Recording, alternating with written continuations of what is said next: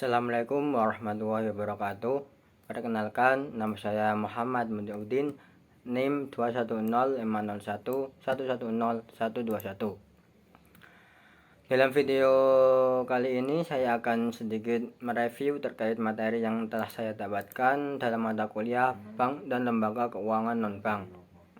Pada mata kuliah ini saya telah menerima 5 materi, yakni mengenai uang dan lembaga keuangan, Bank Sentral atau Bank Indonesia, Bank Umum Konvensional dan Bank Umum Syariah, serta BBR konvensional dan BBR Syariah.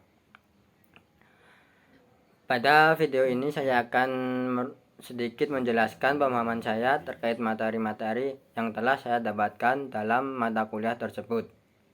Untuk materi yang pertama yakni tentang uang dan lembaga keuangan. Pengertian dari uang sendiri yaitu suatu alat tukar yang memiliki standar pengukur nilai atau satuan hitung yang sah yang dikeluarkan oleh pemerintah yang sah. Jenis-jenis uang dapat dikelompokkan ke dalam 4 kelompok, yakni berdasarkan bahan yang digunakan, berdasarkan lembaga yang mengeluarkannya, berdasarkan kawasan atau daerah berlaku, dan berdasarkan pemakai di dalam dan di luar negeri. Lalu untuk fungsi uang sendiri yaitu sebagai alat tukar, sebagai satuan hitung, sebagai alat penyimpan nilai, sebagai standar pembayaran yang ditanggungan, dan sebagai alat pemindah kekayaan. Kemudian ya ada lembaga keuangan. Arti dari lembaga keuangan sendiri yaitu suatu lembaga yang memberikan fasilitas dan produk di bidang keuangan serta memutar arus uang dalam perekonomian. Lembaga keuangan sendiri ada 2 macam, yakni lembaga keuangan bank seperti bank sentral dan seperti bank sentral, bank umum, bank berkreditan rakyat atau BBR, dan lembaga keuangan non-bank seperti pegadaian dan koperasi simpan pinjam. Kemudian fungsi dari lembaga keuangan yang saya ketahui ada 3, yakni melancarkan pertukaran produk, barang dan jasa dengan menggunakan uang dan instrumen kredit. Yang kedua yaitu menghimpun dana dari masyarakat dalam bentuk simpanan dan menyalurkan ke masyarakat dalam bentuk pinjaman. Yang ketiga yaitu menciptakan dan memberikan likuiditas. Materi selanjutnya yaitu ada Bank Indonesia atau Bank Sentral.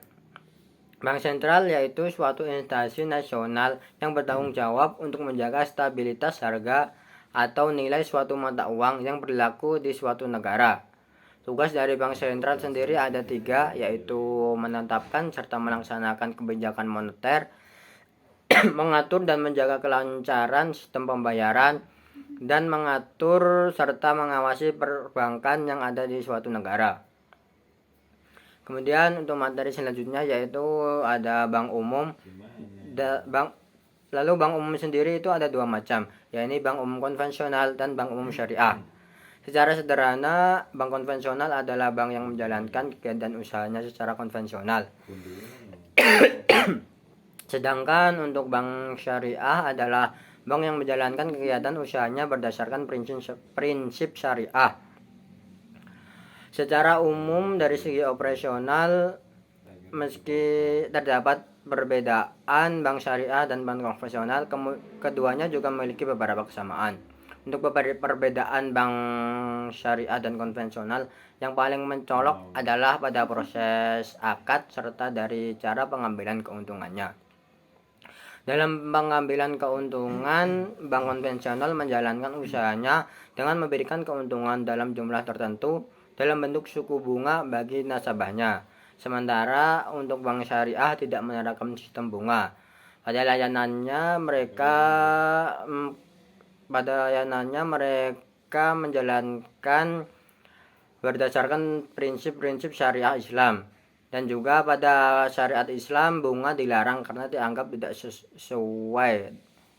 Dalam hal ini, bank syariah menggunakan sistem bagi hasil dan mendapatkan sejumlah keuntungan dari sistem tersebut. Adapun untuk materi yang terakhir yaitu Bank Perkreditan Rakyat (BPR) dan juga Bank Perkreditan Rakyat Syariah atau BBRS. Pengertian dari BPR yaitu lembaga keuangan yang menerima simpanan uang hanya dalam bentuk deposito berjaga tabungan dan dalam bentuk lainnya yang dipersamakan dalam bentuk itu dan menyalurkan dana sebagai usaha BPR. Sedangkan BBRS yaitu sebuah lembaga keuangan sebagaimana BPR konvensional yang operasinya memakai prinsip-prinsip syariah.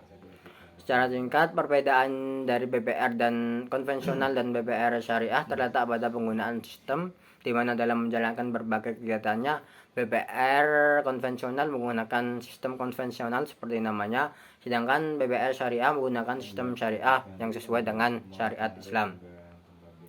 Demikian review materi yang dapat saya sampaikan, kurang lebihnya saya mohon maaf. Wassalamualaikum warahmatullahi wabarakatuh.